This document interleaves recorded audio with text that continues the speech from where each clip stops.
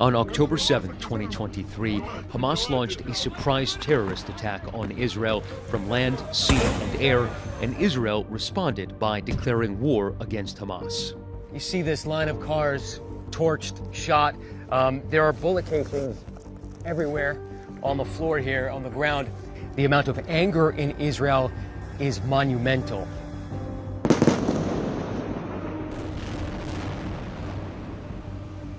More than 1,200 Israelis were killed when Hamas launched its surprise attack on October 7th, including about 800 civilians.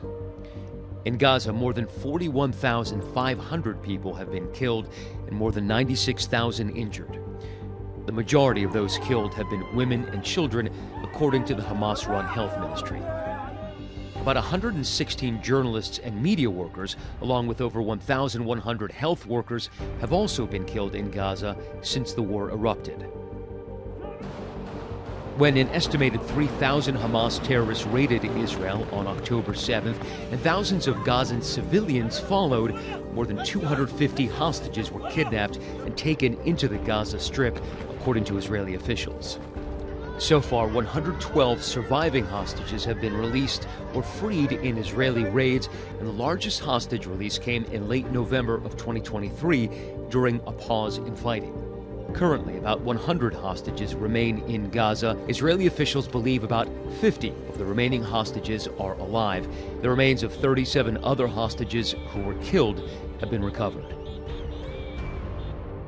There were 36 functional hospitals in Gaza before the war.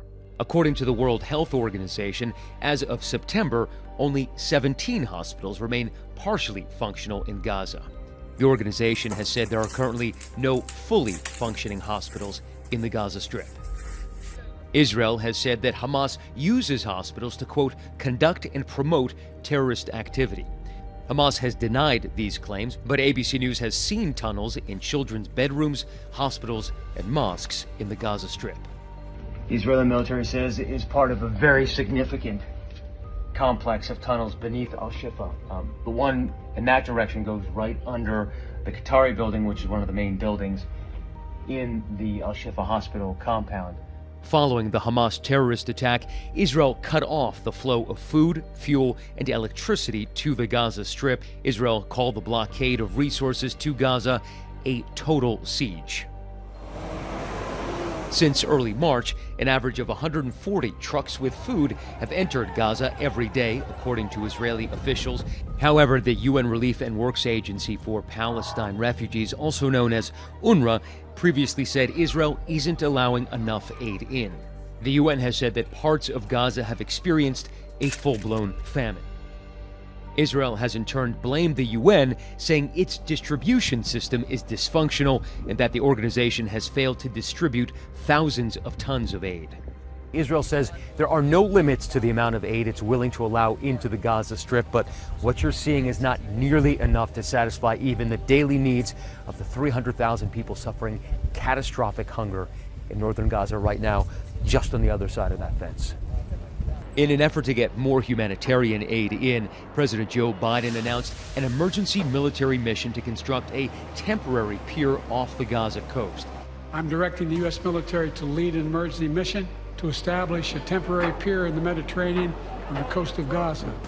But it came to an end after a series of failures, including the pier coming apart multiple times during inclement weather. Several countries, including the U.S., have also airdropped aid into the Gaza Strip to try to help meet the needs of Gazans. On October 8th, the day after the Hamas rampage in Israel's south, Hezbollah opened fire on Israel in support of Hamas. Israel and Hezbollah have since traded fire nearly daily across the Lebanese-Israeli border. The Iranian-backed militia, designated a terror group by the U.S., is based in Lebanon and is considered the largest non-state military in the world. The intensity rose to a boil in September after pager devices carried by many Hezbollah members exploded. Hezbollah blamed Israel for the attack and vowed it would respond. A source confirmed to ABC News that Israel was behind the attack, which prompted chaos in the capital, Beirut, and elsewhere in Hezbollah's South Lebanon heartland. Since then, Israel has stepped up its offensive with massive airstrikes in Lebanon, killing about 30 top members of Hezbollah leadership, including the group's leader, Hassan Nasrallah. The IDF also launched what it calls a limited ground invasion in southern Lebanon against Hezbollah.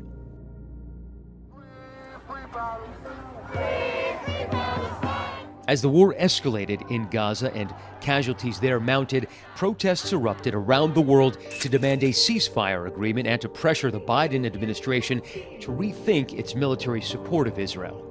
In Israel, thousands of demonstrators poured into the streets, pressing Prime Minister Benjamin Netanyahu to conclude a deal with Hamas to secure a ceasefire and the release of Israeli hostages.